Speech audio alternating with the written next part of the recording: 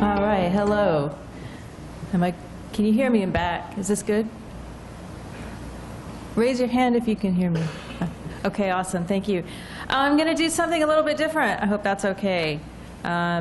So, you know, we have, I've seen agricultural emissions, I've seen ocean emissions, I've seen biogenic emissions, and I've seen anthropogenic emissions, except a lot of times what we don't talk about is actually that there's a person contributing to those emissions, and it's that I'm beginning to be really interested in, because we have a lot of anthropogenic emissions, and we talk about mobile sources, you know, as if the cars are driving around by themselves.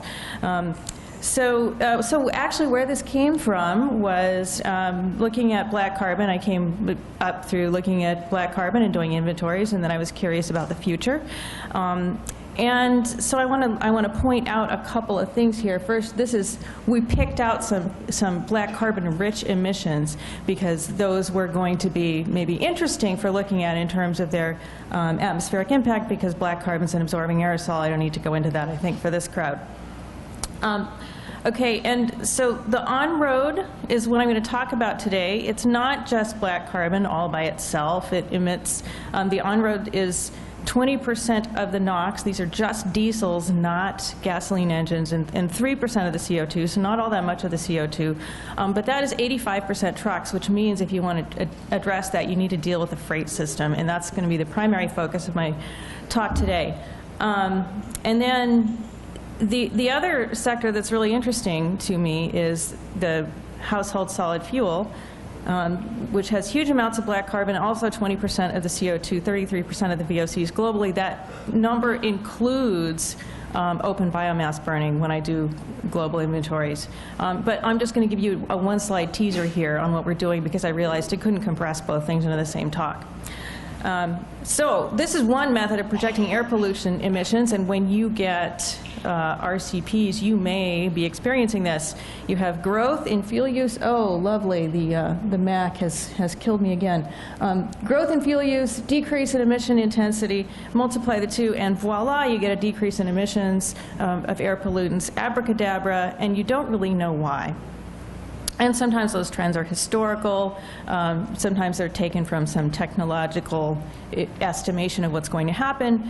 When people say technology rich, especially when they're talking about a macroeconomic model, they mean many, many different things. And sometimes what they think is technologically rich is not what we think of as rich. For example, most of the macro models cannot split diesel and gasoline yet, and that's huge. Okay, so this is what I think of as technologically rich. This is already published work. So this is global PM emissions under two different scenarios. This was not with RCPs yet because, they don't have quite enough detail.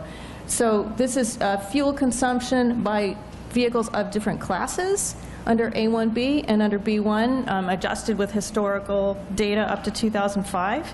And yeah, we had to make lots of assumptions about lifetimes, and particularly we had to make assumptions about what we call super emitters, which are those few vehicles that are broken, not much information, so we can argue for a long time about whether they actually exist. But when we make what we think of as reasonable assumptions, that's super emitters, those two things. And if you don't have super emitters, like you just cut them off as soon as they form, like you have a good inspection and maintenance program, here's what your global emissions look like, and they're very different.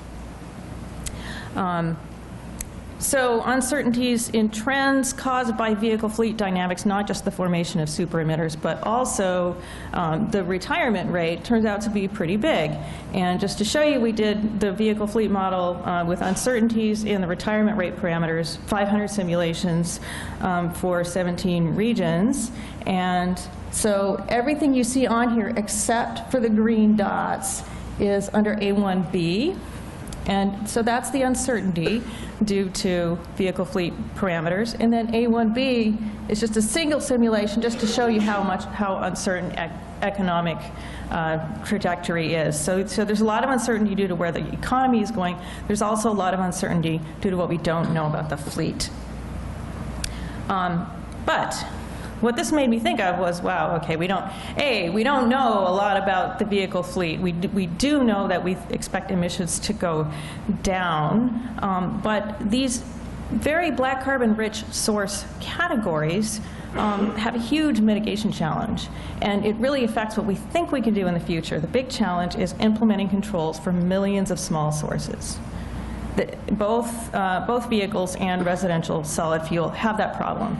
And the real problem is fire is messy and hard to control.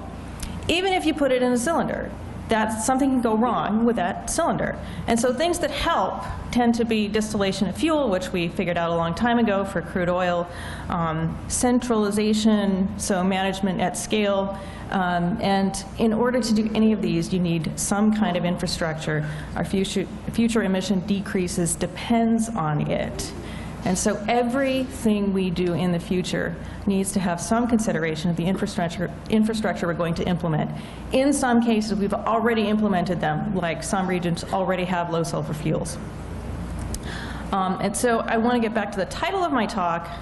The really new thing that we're trying to do is bringing in the infrastructure, because that's where you need to make the capital investment now in order to get where you're going in the future. In order to do what I'm going to show you next, some of my co-authors are from transportation and urban planning. So the challenge, though, is to do national, regional, and global projections when so much detail is available. This did not come out very well. But if you look on any Google Maps, you can see in most major cities, you can see every single building. And urban planning is now modeling at the parcel level. Is this going to become a commercial area? Is this going to become, that's how they're modeling. Okay, and so you can do this kind of model for an urban area if you have lots of money. You can't do regional projections like the whole US, and you can't do global projections, and so we're kind of stuck. But we know we need to build in that extra detail in order to be able to choose the technology and the emissions that are coming. And so what I'm going to show you here is the kind of halfway point, or what I think of as a halfway point. So for the freight system results, we've been working on the United States only. I hope these methods would be applicable to any large region. And my goal is to examine infrastructure limited sectors that are exposure relevant. So where the choice of technology depends on whether you have access to alternatives, whether convenience plays a role, other factors that we usually lump into the economics or human decision part. So not just cost optimization. Many people do power plants with cost optimization. That's great. I'm not going to do power plants. I think they're already done reasonably well. The other thing that I like to do is location is important, because the co-location of two species or more species is what makes chemistry, and the co-location of concentration and population is what makes exposure. And so I figure maybe I don't know exactly the future, but if I get the co-location right, maybe the chemistry is okay and the exposure will be okay. So this is how we do freight now in the United States. And again, the reason I picked freight is because it's lots of the black carbon, it's lots of the diesel. Okay, so we took the Phoenix model results run by Steve Smith at PNNL, downscaled it to 120 freight analysis zones within the United States, scaled up the jobs within each zone. And then, so what transportation modelers do is they have an origin-destination matrix. This is basically transportation 101. So you go from one place to another place, and you make a huge matrix, 120 by 120, and then when we scale up the jobs, we scale that matrix and iterate it until it balances. So then we know how much freight is going from one place to another, and we do this by commodity, which is important because different commodities choose different modes of transportation. So you never ship iPods on a train, for example. So truck versus rail is the only question we're dealing with here. I know there's intermodal, I know there's shipping. Actually, it turns out there's not enough data to get really good, to get the parameters that we want. So I would like to introduce to you the logistic functions. We use lots of equations in this. This is the only one I'm going to show you today. This is widely used for discrete choice modelers. It's something econometricians do a lot. And so it's actually a nice little function if you've ever played with it. It's simple. It looks like that, and it comes out at an S-shaped curve. And that little u is a killer because it's the utility function. Ours is a function of shipping distance, commodity value, and oil price, which cause people to shift to truck versus rail. Okay, so when we do that, and then we apply the modal choice to the economy out to 2050, and we're doing 4 scenarios, a high growth and a low growth. Ignore the dotted lines for now. So high growth and low growth. You can see fuel consumption. This is total fuel consumption for the freight system in the United States. I really apologize for the gallons units. It's really awful.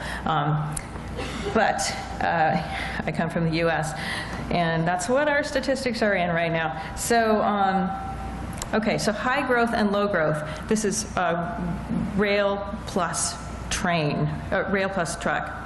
When you add climate policy, and this climate policy is $30 a ton of CO2 here, going up to 130 a ton of CO2 in 2050. So it's, it's a little bit strong.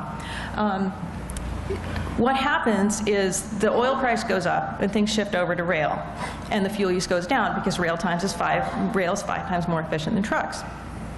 So there's a small effect because less fuel is actually being shipped, so people are choosing less coal and it's not being shipped around the country, but the bigger effect is from the shift to rail. Okay, but where are those emissions? And this is one of the things I want to deal with because I want to get the exposure right. So there's another thing called the user equilibrium algorithm, and we used simplified networks of the road and rail system, shown here. And so you can, this algorithm looks at the network and loads all the traffic on each link. And so one of the things that we can now do is have a different spatial distribution of emissions instead of doing what I did before, which I now confess was putting it where the population was. And so this is the PM emissions in year 2050. You're not supposed to get anything from the magnitude, just to note that we're now putting it on the roads according to where the traffic goes. Okay, so back to this figure. We just loaded that stuff on the roads and we assumed that it would fit, and it doesn't. And so we haven't done rail capacity yet, but what happened with the roads is, of course, the roads got really congested and they slowed down, which everybody knows, and the emissions went up. And so this high growth scenario is actually including congestion on the roads because we're doing emissions by speed. And when you bring in the dotted lines now show you what happens when you introduce a capacity expansion for the roads. So the effect of congestion is similar to the effect of a climate policy. And so far we've assumed the rail capacity expands as needed. This assumption obviously needs to be addressed because I come from the US where we don't do anything about infrastructure. Oh, and finally, the blue shading is the range of macroeconomic model predictions. So that's some kind of elasticity, but not including all the stuff that we're bringing in. Okay, so for interregional freight, 2030 and 2050, CO2 emissions, the blue one is the BAU. I'm just showing the high growth here. The climate policy is lower. You can see that in 2050, the climate policy has made a much bigger difference than the road capacity. For particulate matter, we're still including super emitters. If you take them out of the fleet, you get a huge reduction. We don't know what's going to happen with super emitters. We'll get to find out in the next few years as the really stringent standards come in. And then for NOx, wow, almost nothing we did makes a difference. And of course, we don't really know what's going to happen with NOx emissions after what's equivalent to Euro 6. So there's certain regulations on the books. We expect that more and more will come in. We haven't included those, so this is just the regulations that people have made now. Let's see. Okay, so one thing I want to show you really quickly is we also did delivery freight within cities. In order to expand the cities, we couldn't use a parcel model for the entire US, so for 73 metropolitan areas, we used a, again, this is an urban planning term, but a dynamic spatial density gradient method that includes correlations between what's already there. And we did 3 different scenarios: business as usual, polycentric, and compact.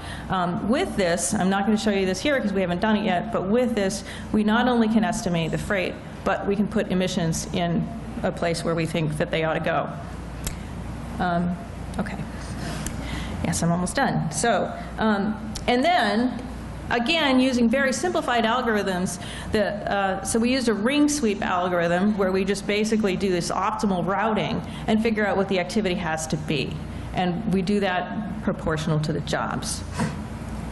Okay, so results from that. The urban delivery emissions are only about 10% of the interregional emissions.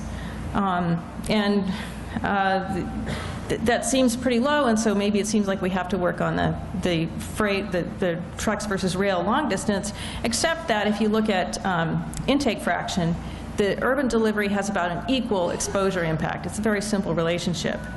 Compact development, although we worked very hard on it, only gave us about a 20% decrease in emissions for all of the pollutants we examined.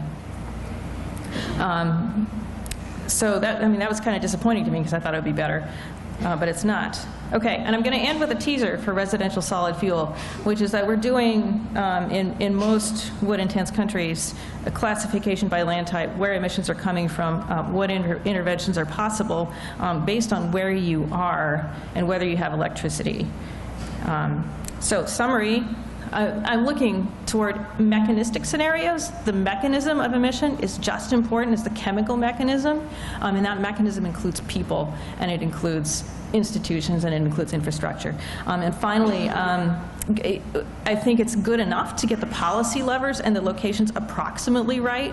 I think this is good enough for atmospheric chemistry. It may not be good enough for the Chicago Metropolitan Planning Organization, but it's probably good enough for us. So thank you very much.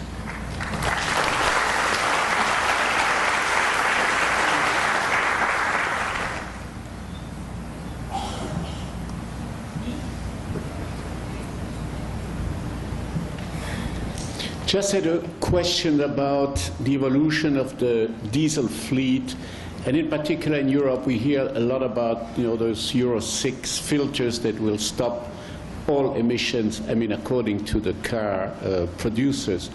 But you have then still, even if that happened, there is emission of precursors, of secondary particles that could have an impact. So how do you take that into account? I mean, do we have information about what's going to happen in terms of other compounds being emitted that then produce particles? That's a good question. I don't do that yet. The technology base is there, so if we had the emission factors, we could do it, but we don't. I'm particularly interested in the ultrafine particles, the very fine particles coming from those. So I don't do it yet.